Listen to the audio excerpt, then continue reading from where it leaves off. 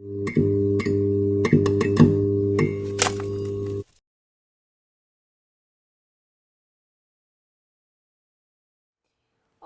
eu sou a Raíssa de Oliveira. Eu sou Anderson Chapéu de Couto. E nós somos alunos de jornalismo da Unisul. Hoje vamos receber o jornalista Dova Rezende, que vai colocar nossas ideias e crenças contra a parede. Ele trabalhou durante 20 anos na antiga RBS, é um dos fundadores da Rádio Comunitária Campeche e atualmente tem um programa na PIP FM, que acontece todas as quartas a partir das 21 horas. Com uma extensa carreira jornalística e um invejável currículo, o jornalista, editor, redator e tudo que a gente pode chamá-lo, né? É com um grande prazer que a gente... Obrigado por me receberem aqui. Obrigado. Então, conta um pouco, pode introduzir um pouco com a sua carreira, começar com a tua carreira, falando um pouco sobre ela, o que você já fez. Tá, bom, eu sou gaúcho, né? Eu tenho essa mácula, eu nasci no Rio Grande do Sul, eu só evoluí depois que eu cruzei Mampituba em 1990. Mas eu estudei na Unicinos, né? Que é uma universidade privada em São Leopoldo, né?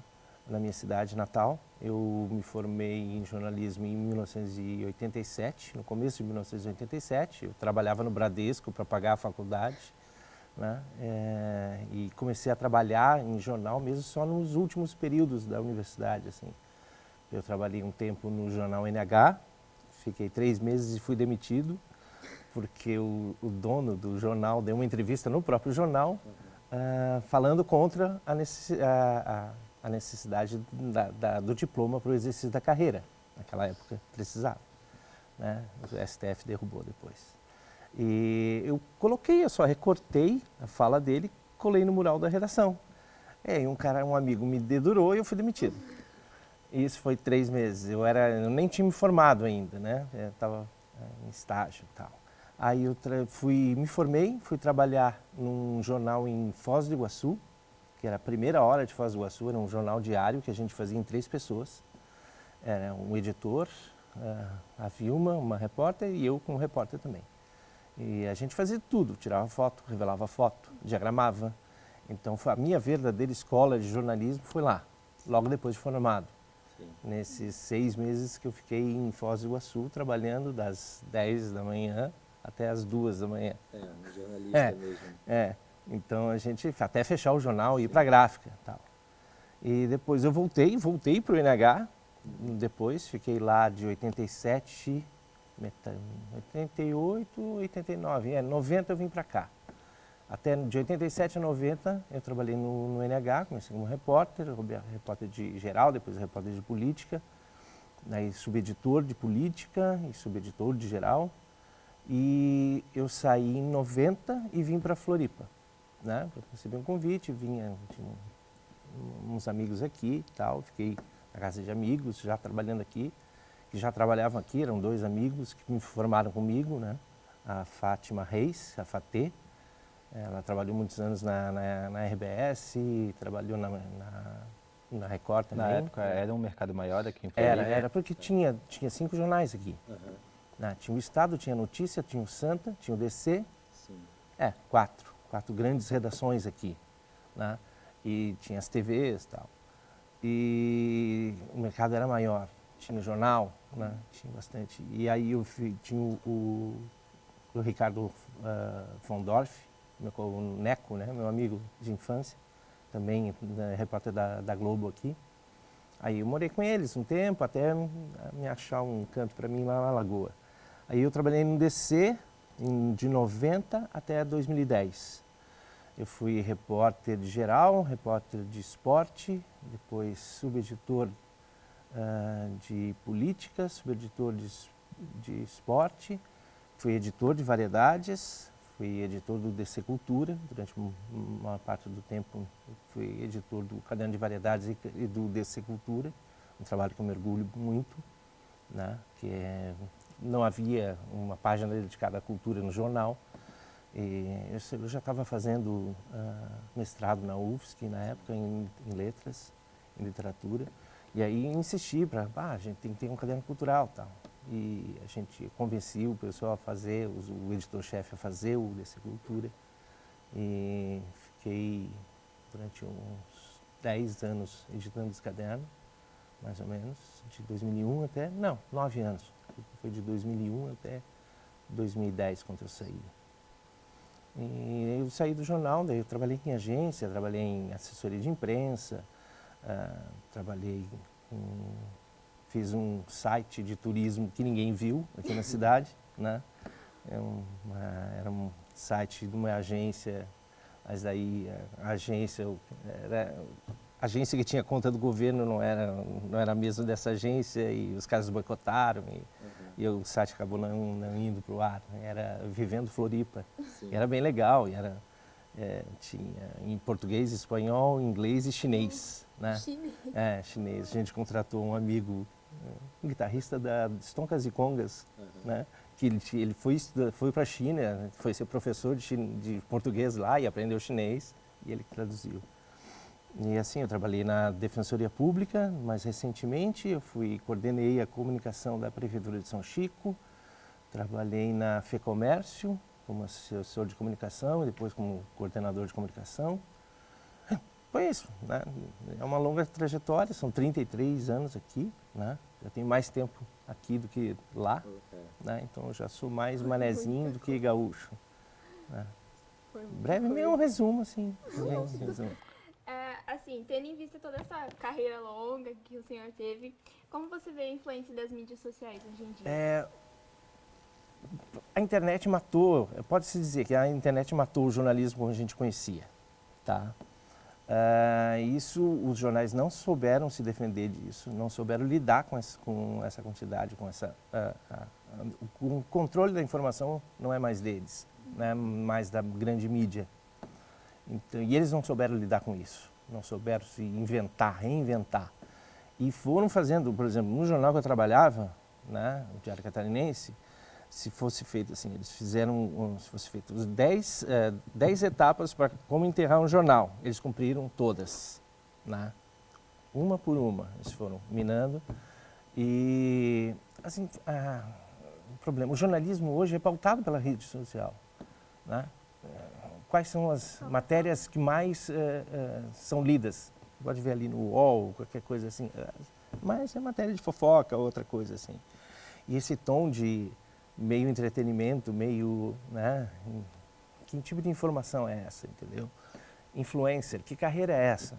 Esses caras que estão pautando a mídia hoje, é complicado. A mídia tradicional não soube lidar com esse fenômeno, internet, e não soube lidar com o fenômeno de rede social. Essa adaptação que a mídia teria que ter, tipo, ao longo do tempo, tu acha que ela conseguiria ter ou ela fez errado de teimosa? E, tipo, não, eu acho que não vai dar... Por exemplo, o jornal que eu trabalhava não existe mais no papel. Uhum. É um site, é um portal que tu tem que pagar para ver. Sim. O principal concorrente é liberado as matérias. Tu vê as mesmas matérias, mas com outro tom, no principal concorrente. Né? Eles perdem audiência com isso. Eles têm né? A gente viveu isso muito nas redações, nos últimos tempos de redações, aquela coisa de audiência. Tá. Qual é a audiência? O que é de fato a audiência? É likes? É cliques? O que é views? É isso, é mesmo audiência? Isso é mesmo informar a população? A gente deixou de informar a população e passou a ser conduzido pela informação que está circulando. Né? Que é o papel do jornalista, eu acho que é ser um seletor. Né? Tu vai, colhe as informações, seleciona as informações, traduz as informações de um modo para o público. Né? Não estou dizendo que não existe imparcialidade, não existe imparcialidade, todo mundo é parcial. Né? Mas tu faz a seleção. Né? Tu tem um compromisso com a verdade. E esse compromisso é com o interesse público. E esse compromisso com a verdade e com o interesse público foi se esvaziando ao longo desses últimos anos. Mas isso sempre teve isso. Não vou dizer que isso não acontecia no tempo do jornal impresso. Por exemplo, eu me lembro que eu era repórter de geral e veio uma vizinha lá do bairro onde eu morava ali, que é perto do jornal. O jornal ficava em Itaguaçu, um prédio redondo, que era meio loucura. A redação começava no segundo andar e terminava no quarto, em espiral, assim. E ela chegou com uma garrafa de um refrigerante com uma cobra dentro.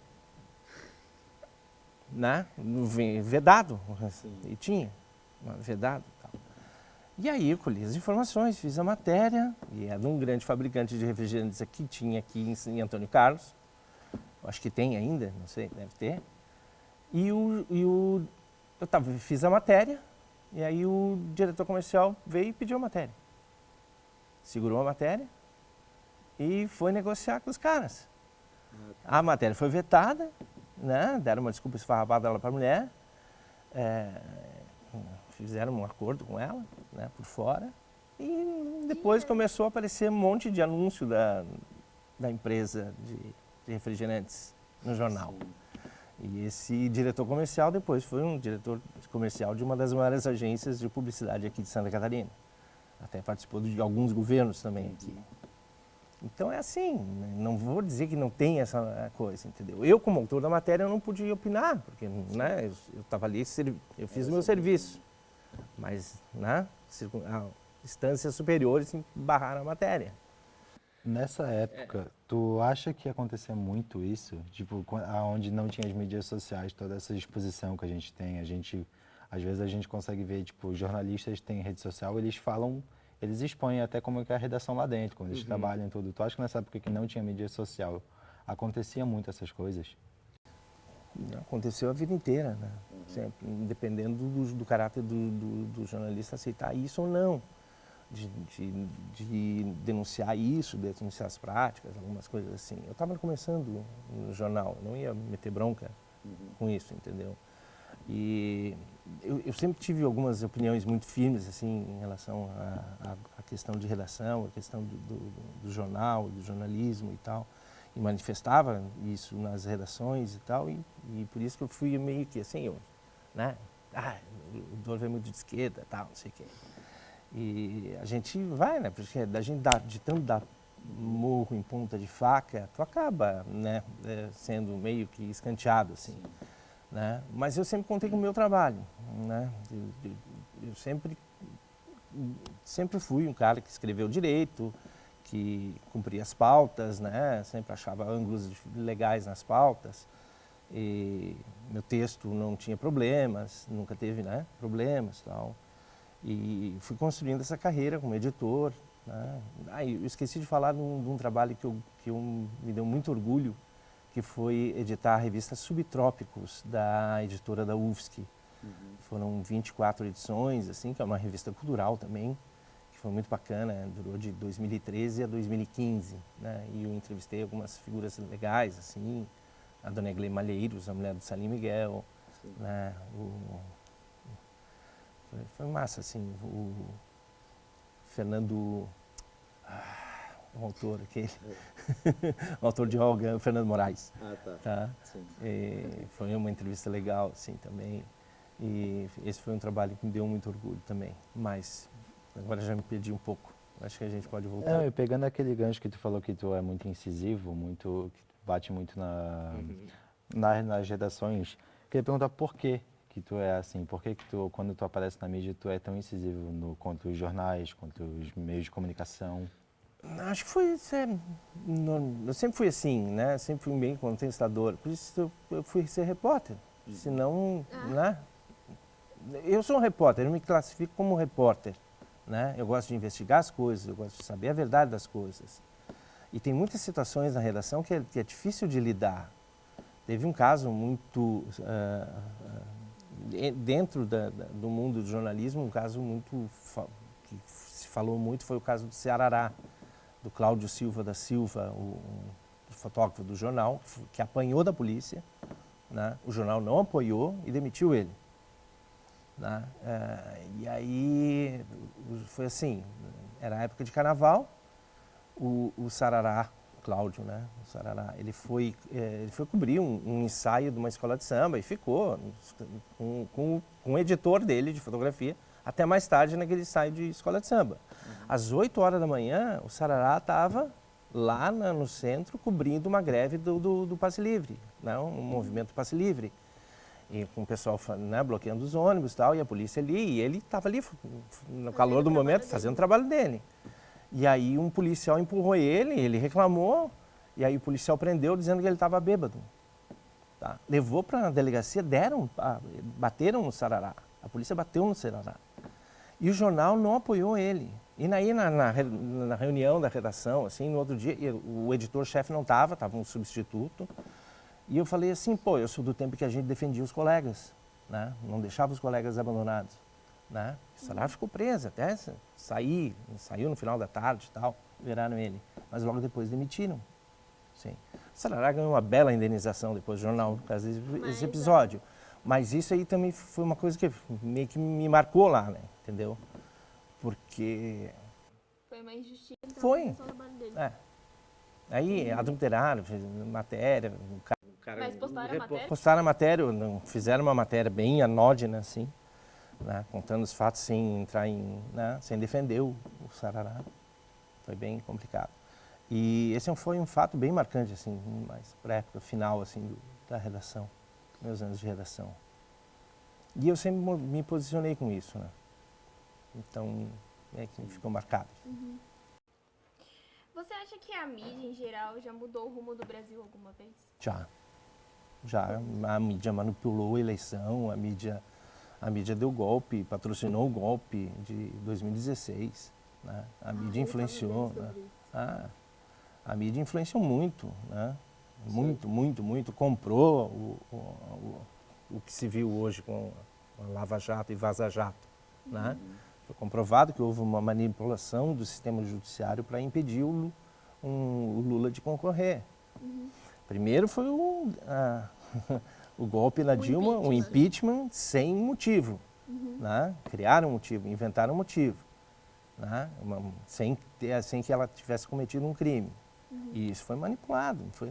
Teve toda uma campanha desde 2013, todos os movimentos, né? Os movimentos de rua foram insuflados com grana de fora, isso se soube depois. Tal. E a mídia ajudou. A mídia, bom, o Brizola dizia, né, que o maior inimigo do Brasil era a Globo. E isso lá em 1980. Antes, em 1984, antes disso, em 82, quando eles manipularam a eleição para ele não se eleger na primeira votação.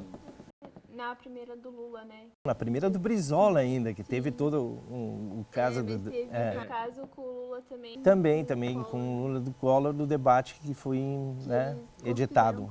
Isso. Esse é o mais notório, né? Mas por exemplo, durante todos os anos da administração do PT, a mídia bateu diariamente. Né?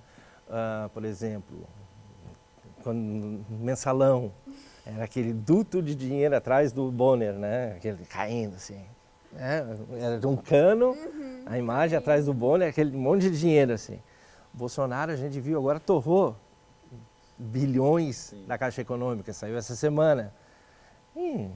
Não tem duto. Durante os 4 anos do Bolsonaro entregando dinheiro, não teve nada disso. No impeachment da Dilma teve toda a transmissão da Globo, a cobertura que fizeram. Faziam cobertura de passeata. Sim. Né? Colunista da Globo que chamava passeata, o Guga Chakra, por exemplo. Em pleno coronavírus. Sim. Como tu viu o funcionamento dos canais, o funcionamento dentro dos canais, na redação, antes da grande exposição das mídias sociais? Tipo, como tu viu como a TV funcionava, como eles abordavam as matérias, se tinha, por exemplo, se havia muito interesse abordando alguma matéria? Eu nunca trabalhei em TV, tá? A gente sabe de coisas que aconteciam na TV e tal, mas eu não posso afirmar, né, categoricamente que houve isso. Mas vários colegas saíram da TV, né, por N motivos. Né? Pode conversar com várias pessoas que eles contam o que acontecia nos membros da TV. André Busato é uma, pode falar, né, que foi apresentadora aqui na TV. E tem, né? Tem. Sim. Né? Por que um dos maiores patrocinadores da TV é o governo do estado? Das TVs. Né? A mídia sobrevive muito daqui, depois toda a crise com a perda de anúncios, né? Por causa da internet. Do que ela sobrevive? Os poderes, né? Os poderes. Então, por exemplo, por que não fizeram uma pauta, né, esclarecedora mesmo sobre toda essa questão do plano diretor de Florianópolis, que foi feito nas coxas, a toque de bala, com os interesses do pessoal da indústria da construção civil, do Sinduscom, né, Floripa Amanhã, essas entidades, né? Foi tudo feito em cima deles, o projeto é deles, não houve um debate com a população, não houve tudo que foi feito nas audiências públicas, e foram poucas audiências públicas, foram mal divulgadas, né, em todos os bairros. Por que né, não se faz uma pauta decente? Essa é a produção das leis, né? Tipo, como é feito as leis, nunca tem a exposição na mídia. Por exemplo, a gente tem muitas leis no Brasil que são leis que estão escritos e quando a gente lê, vai lendo uma por uma, tu vê quão absurdo é, né? E aquela mídia, eu acho que a mídia tinha que transmitir aquilo dali. Tem muitas leis que políticos têm, Tem muita gente que legisla em benefício próprio, né? Sim. Isso é normal. Para controlar a comunicação, as TVs. E por que tu acha que isso não é transmitido? Por que interessa? A primeira coisa, por exemplo, o primeiro processo de desmantelamento das redações, porque houve um processo de desmantelamento das redações. Hoje a redação de um jornal aqui, que tem quantas pessoas? Antigamente tinha 100 pessoas, agora se tiver 10 é muito, nem isso. O DC agora faz um jornal, não é jornal, é uma revista semanal. Embora se chame Diário Catarinense, é uma revista semanal, o que tem ainda de impresso do grupo NSC, ex-RBS. Quantas pessoas trabalham ali? Houve um esvaziamento, os melhores profissionais foram mandados embora, ficou quem agrada ao chefe, né? Para que informar? E nesse processo de desmantelamento, a primeira coisa a se suprimir é a cultura. Né? Eu editei um jornal de cultura, um caderno de cultura, e foi uma das primeiras coisas a ser eliminado do jornal. Cultura. Para que as pessoas vão ler algo que façam elas pensar? Entendeu? Para quê? Para que aprofundar a matéria? Para que fazer switch? Para que tá acompanhando? E para que aquela coisa, jornalismo de opinião. O que é o jornalismo de opinião? Tem um monte de colunista que fala a mesma coisa? Que fala a mesma coisa do interesse do patrão? Isso é colunismo? Isso é colunismo? Tem um jornal daqui que tem vários colunistas, nem são daqui, né? São todos de uma linha ideológica, que é o impresso que existe hoje aqui. Né? Tem essa linha ideológica, não largou dela ainda, né? Ainda estão vivendo no passado, ainda estão vivendo, né, anterior. E basta ver com os principais colunistas, né, desse jornal, o que eles reproduzem. São absurdos, entendeu? O negacionismo. Você acha que os bons jornalistas que saíram com a redução da redação, todo jornalista vai ter o interesse de abrir a própria empresa, de ser independente, todo jornalista vai ter esse sonho. É difícil, alguns conseguem, por exemplo, sim. O Piara conseguiu fazer conseguiu. O Piara, admiro ele, porque é um guri bom, é um guri. Para mim ele é guri, porque ele foi meu repórter. E ele é gente boa, muita gente boa. E ele conseguiu dar esse salto, mas nem todos têm, por exemplo, nem todos têm tino comercial. Para começar, o jornalismo entendeu? Agora é desvalorizado completamente. Imagina vocês são guerreiros, tá, enfrentando isso desde o começo, assim, né? Eu não me desiludo, é uma profissão excelente. Os melhores lugares que eu já trabalhei foram em redação de jornal. No começo, redação de jornal era uma coisa divertida de fazer. A gente tinha tesão, a gente acordava às 8h30, 9 horas, ia para a redação às 10 e saía às 10 da noite, lá em Novo Hamburgo. Né? Vivia lá o tempo inteiro. Né? Trabalhava um domingo sim e um não, um sim e um não. Então, a gente trabalhava no domingo. Quem é que trabalha no domingo? Só o padre e jornalista. Né? Porque a gente tem essa missão de passar as informações para o público. E isso, né? Escrever, escrevi uma matéria legal, né? Aí eu fiz uma matéria legal, apareci lá numa foto, numa matéria, no esporte ainda. E aí tu vai na banca do jornal, o cara da banca te reconhece. Pô, te vi lá, legal aquela matéria. Entendeu? Entendeu? Isso é legal. O leitor, cada leitor que liga assim, pô, gostei desse teu texto, gostei dessa tua matéria. Esse retorno vale muito mais que qualquer outra coisa que tu possa conquistar dentro de uma redação. Qualquer cargo, qualquer coisa assim. Né?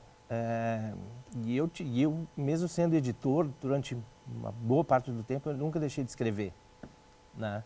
E sempre escrevia sobre música, sobre literatura, que são as coisas que me atraem também. Né? E escrever em jornal era muito bom. Né? E isso foi uma coisa que se perdeu. Infelizmente, por exemplo, que tipo de leitura que se tem hoje? Né? Se tu não tem se tu não tem uma referência, né? Eu acho que o que se perdeu foi muita referência. Né? Do que já foi feito, do que já foi escrito, do que as pessoas leem, do que as pessoas leram. Né? Tu vai se informar só por rede social, tu não vai ler um livro. Né? Acha que isso que deixou mais difícil fazer jornalismo hoje em dia do que antigamente? É engraçado, porque o processo antes era muito mais oneroso e demorado, né? Tinha todo um processo industrial de fazer, né? Não, por exemplo, eu conseguia muita coisa por telefone, né? Era tudo por telefone. E é engraçado, as pessoas falam pelo telefone, né? Mais do que se estivesse eu entrevistando as pessoas. Eu não sei se as pessoas ficam relaxadas. Eu conseguia matérias ótimas entrevistando por telefone, matéria de polícia, de política, né? Conseguia retirar as informações conversando por telefone. E a gente fazia, era muito mais difícil. Né? Eu pegava informação, por exemplo, eu editava um caderno de economia, eu pegava todos os dados de economia, numa era pré-internet, né, que era um sistema REMPAC. Então, eu editava a coluna Seu Dinheiro, uma coisa assim, do Nassif, do Luiz Nassif, que é o do GG News, né, do blog do GG News, do Luiz Nassif, o economista e né, escritor. A irmã dele também é jornalista. E eu pegava aquele texto, uma época pré-internet, por internet de escada, não tinha que conectar no telefone, eu recebia pelo telefone as informações, era um texto bruto, sem acentuação nenhuma, né? Tudo em minúsculo, aí eu tinha que acentuar, ele mandava por fax o desenho da coluna, das páginas, mas era divertido fazer isso, né? Ficou muito mais fácil fazer jornalismo, ficou muito mais fácil com as mídias sociais, com as redes sociais. Qualquer um acha que pode fazer jornalismo. E aí tu baixa a qualidade, entendeu? Com a lei de não precisar de mais de um diploma para ser jornalista de verdade. A questão do diploma, por exemplo, eu tenho muitos colegas meus, alguns colegas bons profissionais, não fizeram jornalismo, fizeram outras coisas, mas eram bons profissionais. Eu defendi, fui até demitido por defender a obrigatoriedade do diploma para o exercício da profissão, mas depois eu acho que eu dei uma aliviada nessa posição, porque muitos entraram antes de 79, que era a lei na época, que era a lei que barrava, né, o ingresso. Depois de 79 só podia ser jornalista profissional, mas muitos tinham entrado em redação antes disso. E eram excelentes profissionais, né? Celinho, Flávio José Cardoso Júnior, né? O Flavinho fez medicina, fez jornalismo, fez direito, né? Fez administração e não se formou em nenhuma. Mas era um puta texto, um baita texto.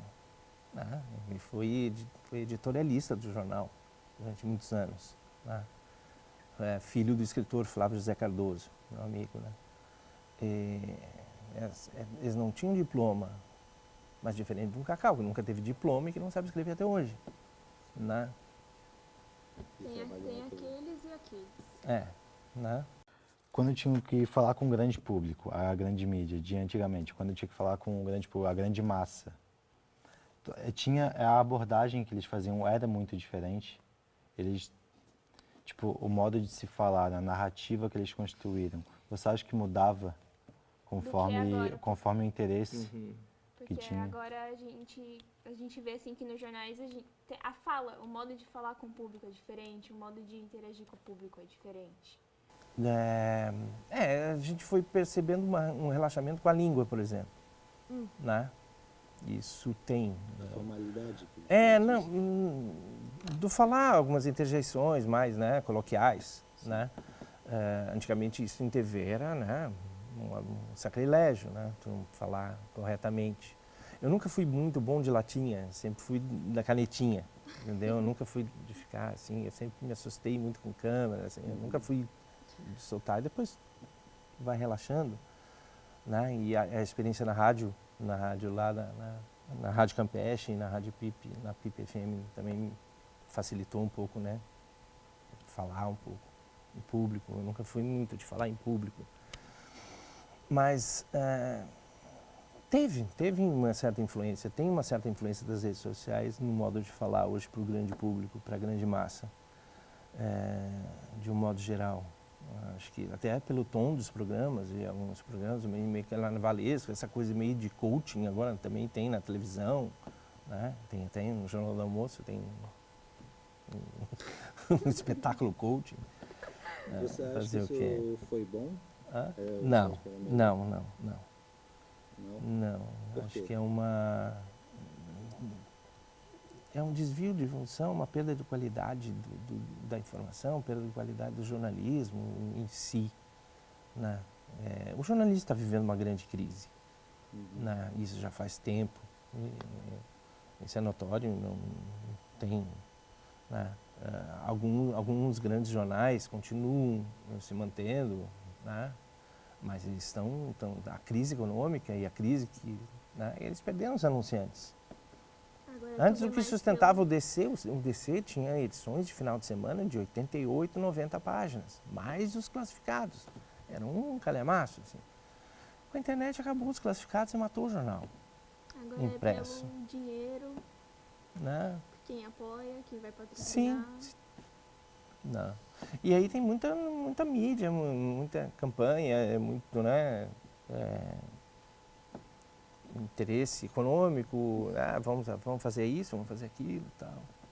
Então você acha que o maior problema do jornalismo, não só hoje, mas conforme ele foi evoluindo e tendo essa decadência, foi as mídias sociais?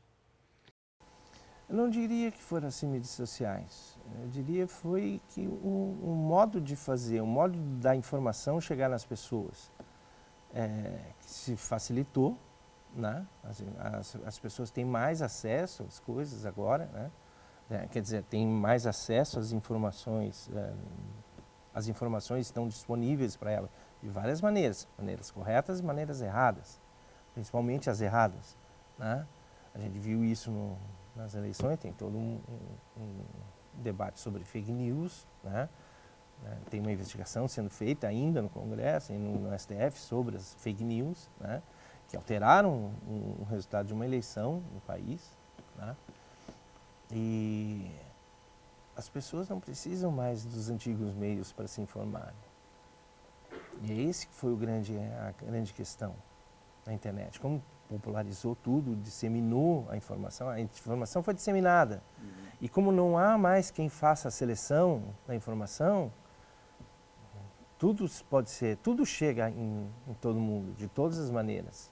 As maneiras certas e as maneiras erradas. Essa informação não é mais dissolvida, não é mais trabalhada. Não é mais trabalhada, não tem quem faça a mediação.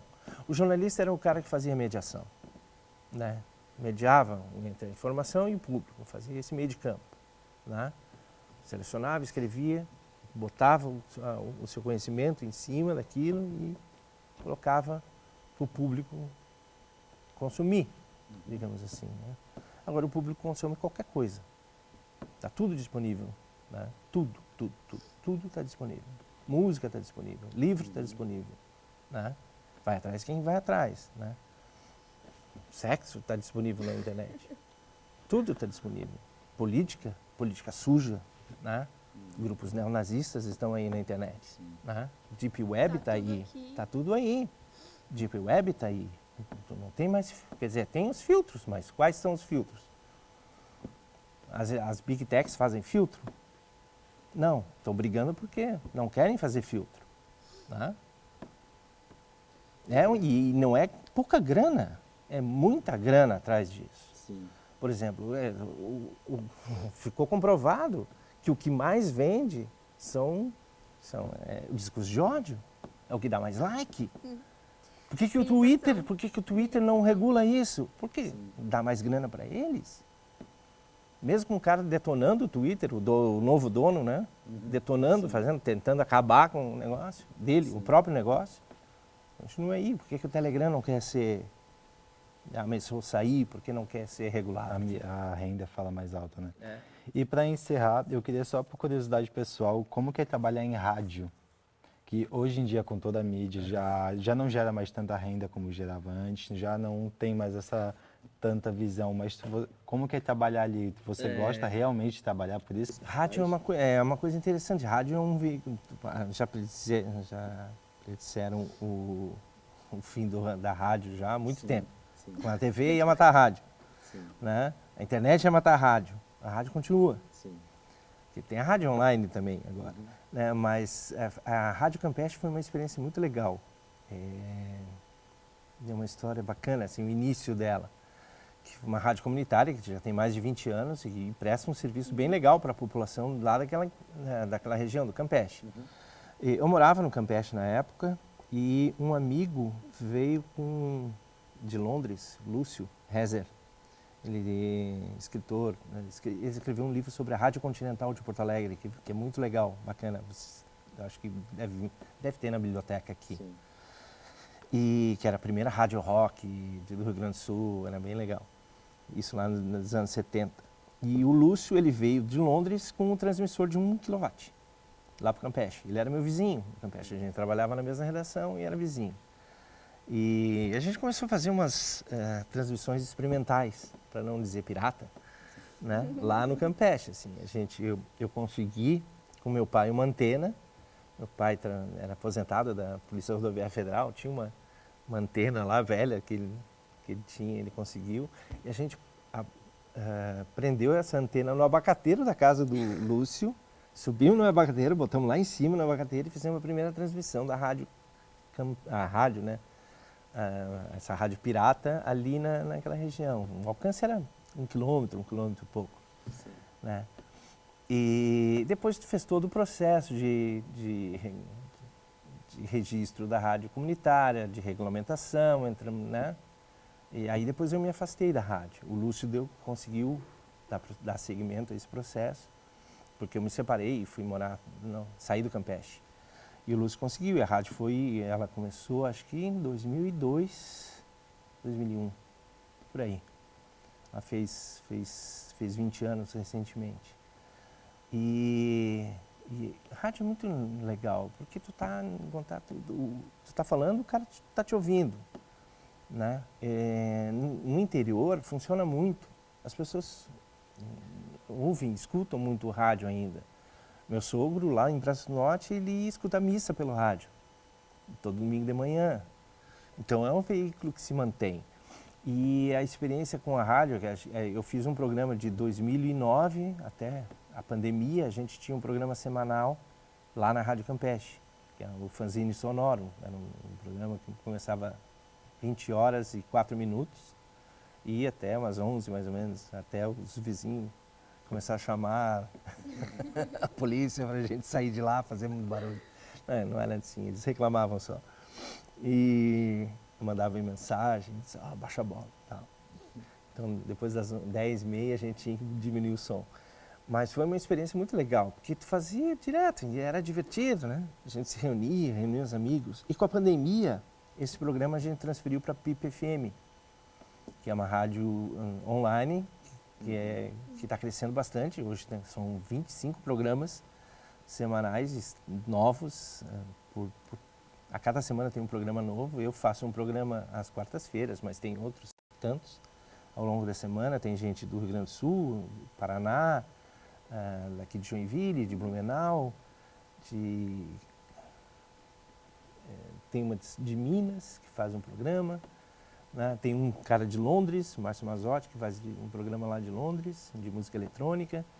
Então é uma rádio, é uma diversão. A gente não ganha nada com essa rádio, mas é divertido porque eu faço os programas, boto os nomes das bandas, né? E as bandas de fora curtem o programa. Tem um cara que lá de uma banda francesa que toda semana está curtindo a programação da rádio. A gente tem um ouvinte de Portland que não sai nunca da rádio.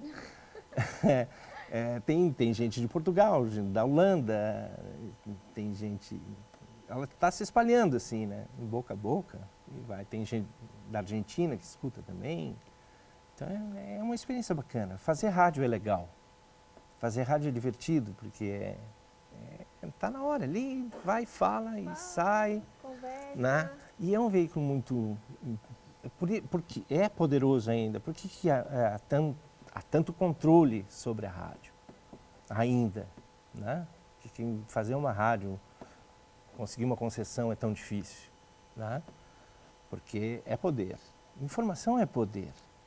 Toda informação é poder. Né?